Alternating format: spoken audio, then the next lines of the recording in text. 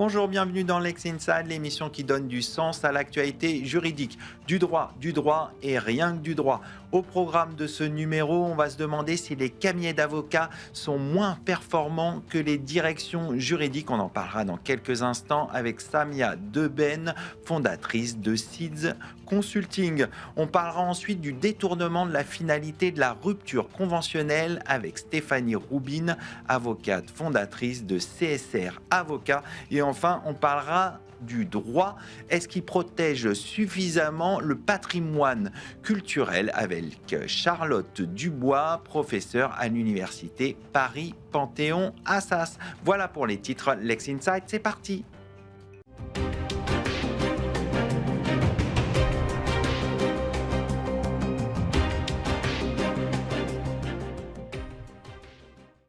Les cabinets d'avocats sont-ils moins performants que les directions juridiques? On en parle tout de suite avec mon invité, Samia Deben, fondatrice de Seeds Consulting. Samia Deben, bonjour. Bonjour.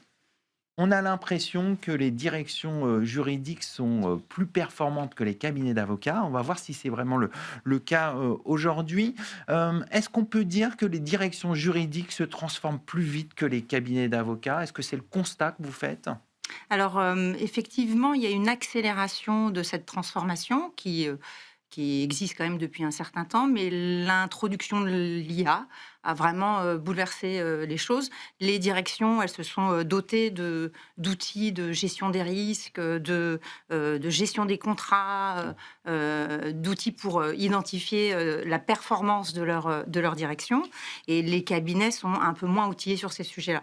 L'autre point que je trouve intéressant, j'ai vu une information passer dernièrement dans un média qui doit être Business Insider, qui montre que le rôle stratégique des directions juridiques est de plus en plus fort. Vous avez un fonds de capital risque, un des premiers dans la Silicon Valley, qui s'appelle Menlo Ventures, qui vient d'associer sa directrice juridique, sa general counsel, et qui montre qu'on est passé d'une fonction support à une fonction beaucoup plus décisionnaire, beaucoup plus stratégique au sein des organisations. Et là, c'est un fonds d'investissement, notamment.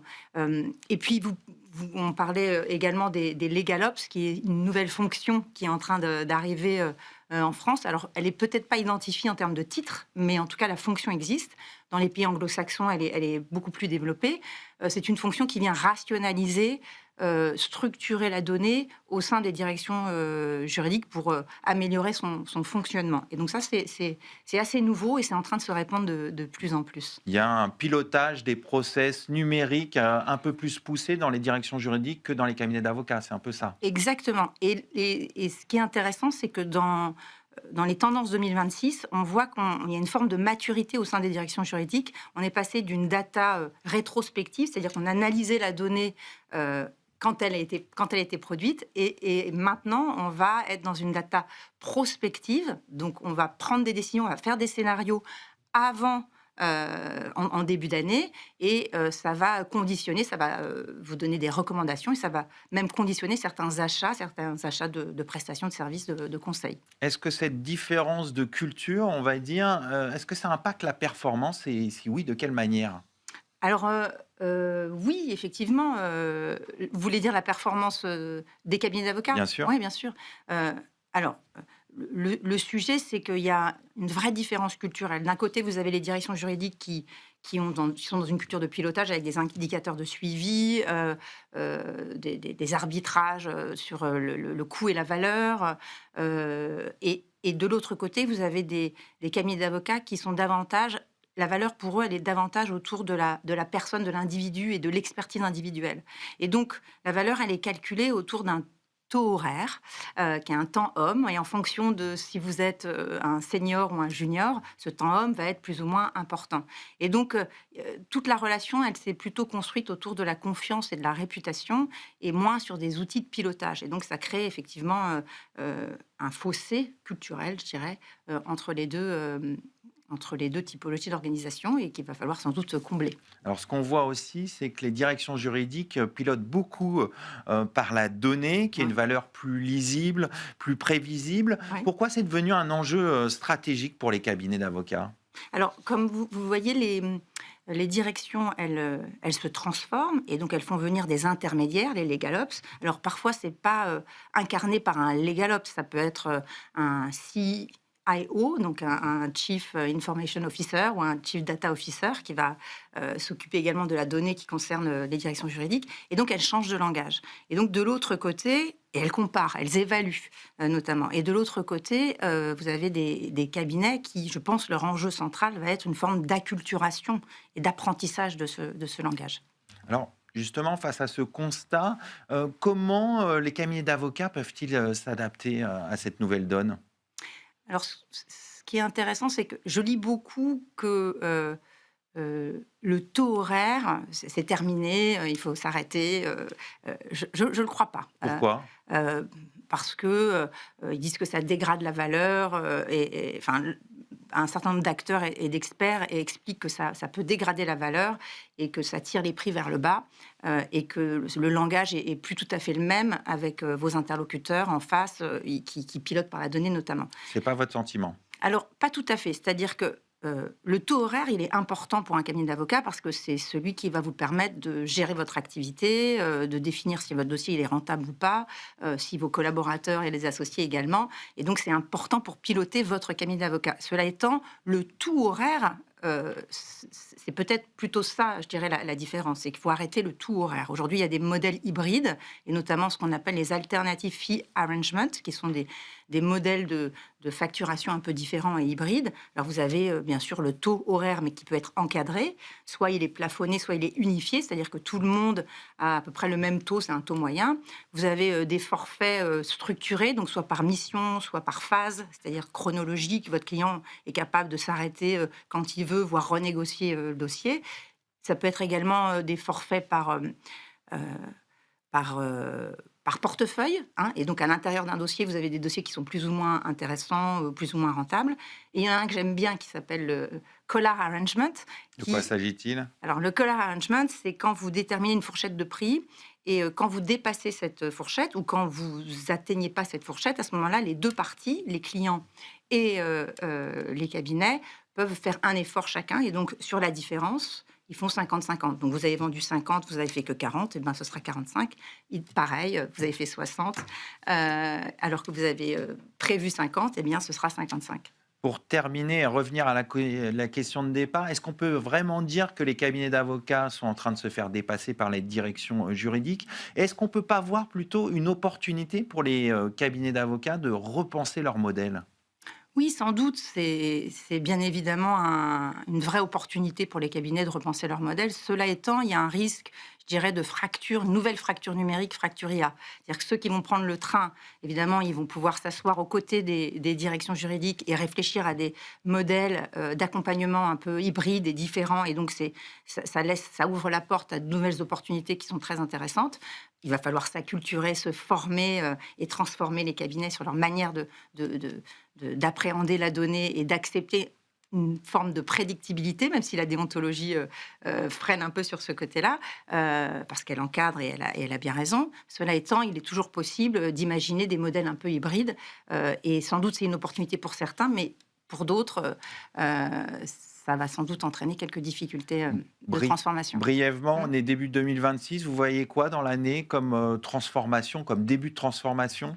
Alors, je vois l'arrivée des agents IA, donc les agents qui vont automatiser un certain nombre de choses, ils vont collecter de la donnée. On en a déjà parlé sur ce plateau avec des agents IA faits par des avocats. Exactement, donc ils vont collecter la donnée, la structurer, comparer, recommander, et ils vont rentrer dans ce qu'on appelle des workflows, c'est-à-dire des chaînes à l'intérieur de l'organisation, donc des chaînes d'information, de décision, qui vont prendre des décisions toutes seules entre le service data, la direction financière et le juridique. Et donc ça va être vraiment très très nouveau. On va conclure là-dessus. Merci Samia Deben. Je rappelle que vous êtes fondatrice de Site Consulting. Merci à vous, à bientôt. Tout de suite, on va parler de la relation travail avec la rupture conventionnelle.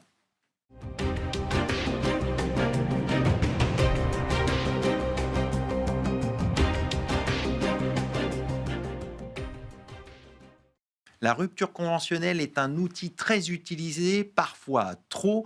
Elle est détournée de sa finalité pour contourner les règles de la démission et du licenciement. Pour en parler, pour faire le point, j'ai le plaisir de recevoir Stéphanie Roubine, avocate fondatrice du cabinet CSR Avocat. Stéphanie Roubine, bonjour. Bonjour Arnaud. Alors, avant de parler du détournement de la finalité de la rupture conventionnelle, on va justement s'attarder sur ce dispositif. De quoi s'agit-il et quel est son objectif? Alors, la rupture conventionnelle a été mise en place en 2008 par le législateur pour répondre à un véritable besoin de rompre amiablement le contrat de travail entre un salarié et un employeur, salarié engagé uniquement en CDI. Il n'y a pas de conditions d'ancienneté nécessaires pour pouvoir la mettre en place. En clair, c'est une rupture, comme je viens de vous le dire, à l'amiable, ce qui signifie qu'on n'expose pas les griefs à reprocher, que ce soit au salarié ou à l'employeur. Pour faire clair, c'est un divorce à l'amiable. D'accord, donc salariés et employeurs se Ah, mettent d'accord. exactement. Alors, on va maintenant s'attarder sur un détournement de ce dispositif. Dans quel cas on observe justement un détournement des finalités de la rupture conventionnelle que vous venez d'évoquer? Alors, la rupture conventionnelle, c'est une rupture donc à l'amiable. Très souvent, effectivement, il y a des salariés qui décident de partir de l'entreprise après une certaine ancienneté dans l'entreprise. Ils ne souhaitent pas démissionner parce qu'effectivement, quand on démissionne, on n'a pas le droit à l'allocation chômage. Et puis, parfois, des employeurs ne souhaitent pas s'exposer à un licenciement, par exemple pour faute, qu'on pourrait reprocher à un salarié parce que ça demande effectivement du temps. Donc, on met en place cette rupture conventionnelle. Donc, on pourrait considérer que ce soit un détournement. Simplement, le législateur a accepté, si vous voulez, cette rupture à l'amiable, justement pour pallier la démission ou le licenciement. La seule condition, effectivement, c'est que le consentement des deux parties soit libre et éclairé.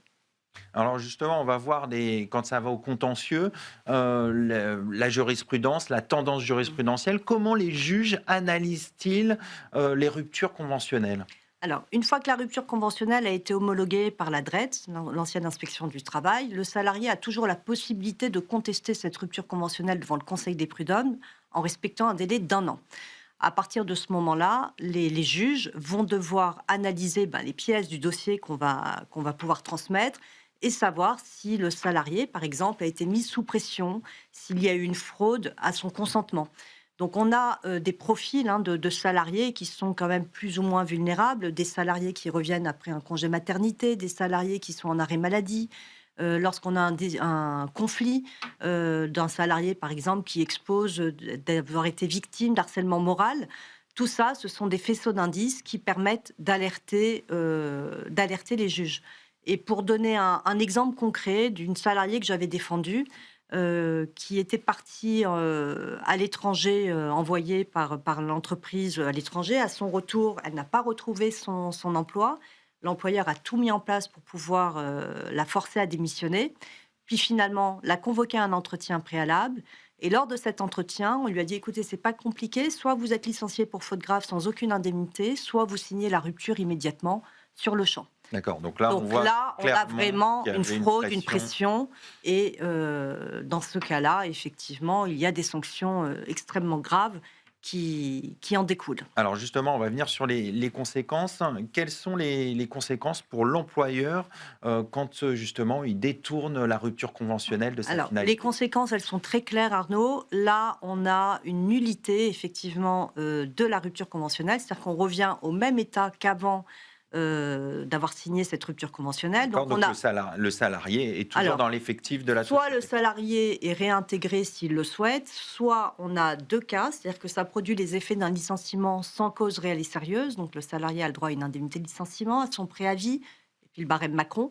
Et puis deuxième cas de figure, si on arrive à démontrer qu'il y a un harcèlement moral, dans ce cas-là, c'est plus le barème Macron qui s'applique, on est sur une nullité du licenciement. Et on a des sommes qui sont allouées aux salariés en fonction du préjudice réellement subi. D'accord. Ça peut aller jusqu'à quel montant à peu près? On a une fourchette Ça dépend effectivement de l'ancienneté du salarié, du préjudice. Si par la suite il a été en arrêt maladie, il n'a pas pu retrouver de travail, On n'est plus du tout dans le barème, donc ça peut être 6 mois, 12 mois, D'accord. 24 mois, bien au-delà, en fonction du préjudice moral réellement subi, donc au cas par cas. Et il y a des conséquences aussi au niveau de l'assurance chômage. Quelles sont-elles? Alors, les conséquences, donc l'employeur peut être aussi condamné à rembourser au Pôle emploi les allocations chômage perçues par le salarié, donc c'est également un risque. Concernant les conséquences pour l'assurance chômage, il y a une conséquence importante, c'est qu'aujourd'hui, ce sont les actifs qui payent pour les inactifs. Et lorsqu'on met en place une rupture conventionnelle, ben, c'est finalement un licenciement qui n'est pas volontaire, d'accord?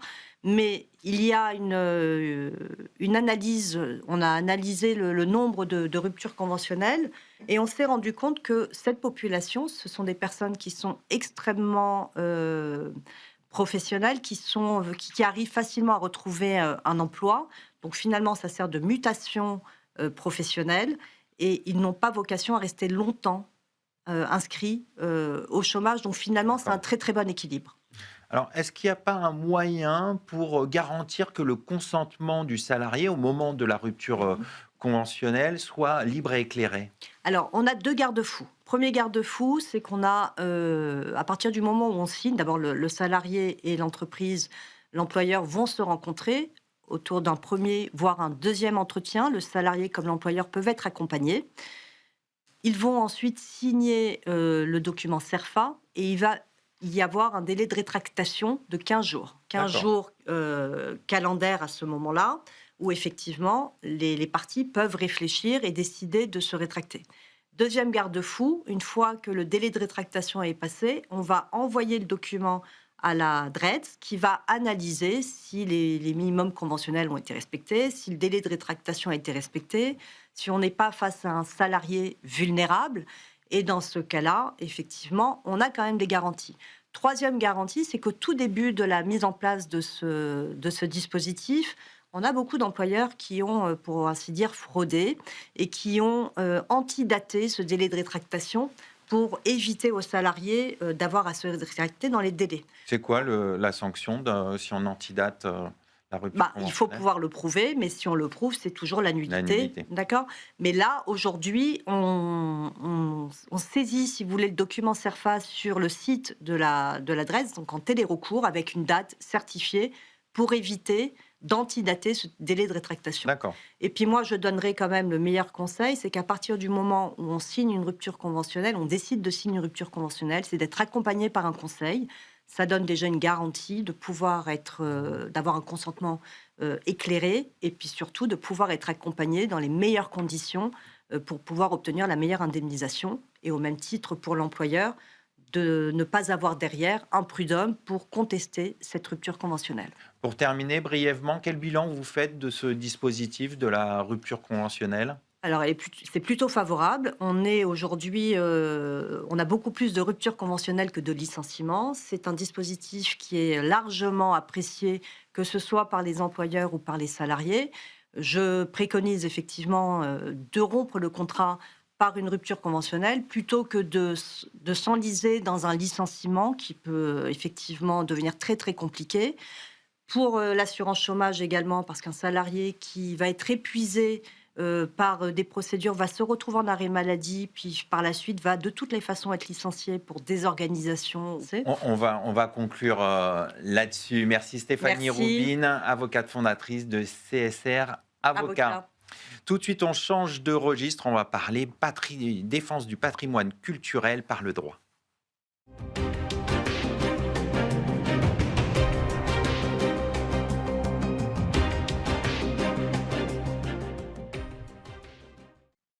Le droit assure-t-il une protection efficace du patrimoine culturel? On fait le point avec mon invité, Charlotte Dubois, professeure à l'université Paris-Panthéon-Assas. Charlotte Dubois, bonjour. Bonjour Arnaud. On va voir ensemble si le droit protège efficacement le patrimoine culturel. Pour commencer, j'ai envie de vous poser comme première question, comment vous pouvez illustrer les principales atteintes actuelles au patrimoine culturel français et ce qu'elles révèlent de notre système de protection? Alors effectivement, Arnaud, les atteintes au patrimoine culturel sont nombreuses et elles sont protéiformes. Vous voyez, elles peuvent prendre la forme de vol, de destruction ou même de simple dégradation. Alors bien sûr, le premier exemple qui nous vient à l'esprit, c'est celui du cambriolage du Louvre. Bien sûr. Mais il y a d'autres faits qui sont passés un petit peu plus en dessous des radars. Et je pense ici à la cloche du beffroi de Bouc-Bel-Air. Vous voyez, c'est une ville au nord de Marseille. Cette cloche datait du XVIIIe siècle. Elle a été volée pour être fondue et vendue au prix du métal, donc 1500 € pour cette cloche du XVIIIe siècle. Parfois, les atteintes au patrimoine culturel sont purement gratuites. Et ici, je pense aux Gilets jaunes qui avaient saccagé l'Arc de Triomphe. Elles peuvent également être involontaires. L'incendie de Notre-Dame, là encore, qui nous avait tous traumatisés. Et enfin, on fait face aujourd'hui à un nouveau type de délinquance, qui est le fait de militants écologiques qui, afin d'attirer l'attention sur l'urgence climatique, s'en prennent aux œuvres d'art. On sait que la Joconde a été visée par des jets de soupe, mais aussi des tableaux de Monet, comme les coquelicots ou le printemps, ont été pris pour cible. Et face à toutes ces atteintes, alors de gravité inégale, bien sûr, et de nature très différentes les unes des autres, on a le sentiment que le droit, que ce soit le droit pénal ou la responsabilité civile, n'est pas suffisamment armé pour y répondre. Alors justement, on va voir comment le droit pénal et la responsabilité civile répondent à ces atteintes au patrimoine culturel. Tout d'abord, on va s'intéresser à la réponse pénale. Comment le droit pénal répond-il aujourd'hui à ces atteintes, aussi bien dans les textes que dans la jurisprudence? Alors oui, vous avez raison, il faut distinguer la loi pénale et le juge pénal. Alors la loi pénale, pour ce qui nous intéresse, c'est le code pénal. Et le code pénal prévoit pour certaines infractions des circonstances aggravantes. Vous voyez, la destruction du bien d'autrui est une infraction, et si jamais le bien détruit est culturel, alors la peine encourue est plus élevée. De même pour le vol. Le vol simple fait encourir 3 ans d'emprisonnement, 45 000 € d'amende. Mais si le bien soustrait est un bien culturel, alors les peines sont beaucoup plus graves. Elles sont portées à 7 ans d'emprisonnement et de mémoire, je crois que c'est 100 000 € d'amende. Mais alors, vous voyez, finalement, en même temps, si on raisonne par l'exemple, si on prend le cambriolage du Louvre, forcément, il y avait cette circonstance aggravante de la nature culturelle du bien, mais d'autres circonstances aggravantes ont également vocation à jouer. La bande organisée ou, pire encore, l'usage d'une arme, puisque une disqueuse avait été utilisée comme arme par destination. Et voyez, en raison du vol par usage d'une arme, la qualification bascule en qualification criminelle. Et donc, finalement, le fait que le bien dérobé soit un bien culturel est comme absorbé par cette qualification criminelle. Il n'y a pas de suraggravation dans une telle hypothèse en raison de la nature culturelle du bien. Alors, pour le juge pénal, à présent, c'était le deuxième volet de votre question. Alors, le juge pénal, le contentieux qui aujourd'hui attire l'attention, c'est celui de la délinquance militante. Et aujourd'hui, le juge effectue une balance des intérêts protégés, un contrôle de proportionnalité. Comment concrètement ? Alors concrètement, il va mettre en balance en fait le fait d'incriminer les faits avec les droits fondamentaux, la liberté d'expression sous la pression de la Cour européenne des droits de l'homme. Et pour un exemple très concret, dans l'affaire des coquelicots de Monet, donc qui avait été pris pour cible par une militante, eh bien cette affaire s'est soldée il y a 1 an presque jour pour jour par une relaxe de cette militante au nom de ses droits fondamentaux, de la liberté d'expression. Alors, on a vu le volet pénal, on va s'intéresser à la responsabilité civile. Pourquoi la responsabilité civile est-elle insuffisante pour réparer un préjudice culturel ? Alors, la responsabilité civile n'est pas davantage armée, peut-être encore moins bien, puisque lorsqu'un dommage culturel est réalisé, on va apprécier le quantum des dommages et intérêts au regard de la gravité du dommage matériel qui a été réalisé. Là encore, si vous me permettez, je raisonnerai par l'exemple. Un gilet jaune, lors des débordements dont on se souvient, avec une barre de fer, s'en était pris à la stèle du maréchal Juin, qui est place d'Italie, et avait totalement détruit cette stèle. Il a été condamné, il a été poursuivi, condamné, et donc pénalement, mais également civilement. Et sur le terrain de la responsabilité délictuelle, il a été condamné à payer 72 000 €, qui correspondent en fait au devis présenté par la mairie de Paris pour réparer cette stèle. Mais vous voyez, il s'en serait pris un abribus, et bien de la même façon, ça aurait été un bel abribus pour ce montant, mais de la même façon, on aurait apprécié le quantum des dommages et intérêts au regard des dégâts matériels causés, et donc indépendamment de la dimension culturelle et historique du bien détruit. D'accord. Alors du coup, on a vu le volet pénal, la responsabilité civile. Quel est le modèle le plus pertinent justement pour réparer les atteintes au patrimoine culturel? Alors pour moi, le modèle le plus pertinent, c'est le modèle du dommage écologique. Alors D'accord. pourquoi? Parce qu'en responsabilité civile, le préjudice réparable doit être un préjudice personnel, donc subi par une personne. Il y a une exception, c'est le dommage écologique, qui avait été créé par le juge à l'occasion du naufrage de l'Erika, qui a été introduit dans le Code civil à l'occasion d'une loi de 2016. Et vous voyez, en l'espèce, on va réparer le dommage à la nature directement. Il n'y a pas de réparation qui transite par un patrimoine individuel. C'est la nature pour elle-même, en elle-même. Eh bien, sur le même modèle, je préconise la création d'un préjudice culturel pur, la réparation à la culture, pour la culture elle-même, avec des points de convergence évidents entre nature et culture, puisque les deux préjudices sont des préjudices graves, ils ont une dimension collective, une dimension morale, parfois transgénérationnelle, éventuellement irrémédiable lorsque le bien est détruit ou l'espèce anéantie. Alors si le préjudice culturel tel que vous venez de le décrire était reconnu, qui pourrait agir et à qui profiterait l'indemnisation? Alors oui, si mes rêves devenaient réalité, si ce préjudice voyait un jour le jour, eh bien, c'est tout son régime qu'il resterait à définir. Et on pourrait prendre exemple, encore une fois, sur le préjudice écologique. L'État peut agir, mais également ses démembrements, des offices, des institutions qui ont pour vocation la préservation de la nature, donc ici ce serait de la culture, mais également des associations à charge pour elles d'utiliser les dommages et intérêts pour la préservation du patrimoine culturel. Et pourquoi pas la création d'un fonds d'indemnisation dédié qui serait largement abondé au regard de la multiplication des atteintes au patrimoine culturel. Pour aller plus loin, qu'est-ce qu'il faudrait pour bâtir ce cadre juridique du préjudice culturel?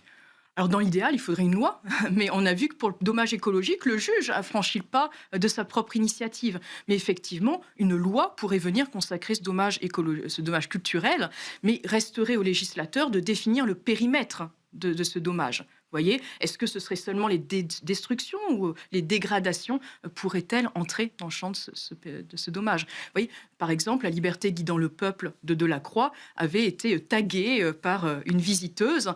Est-ce que dans une telle hypothèse, même si on a pu restaurer le bien, on a pu le nettoyer, et on retrouvait finalement l'original, est-ce qu'il n'y a quand même pas une atteinte à ce dommage collectif? Donc il y aurait un gros travail de la part du législateur pour définir ce préjudice. Voilà. Tout à fait.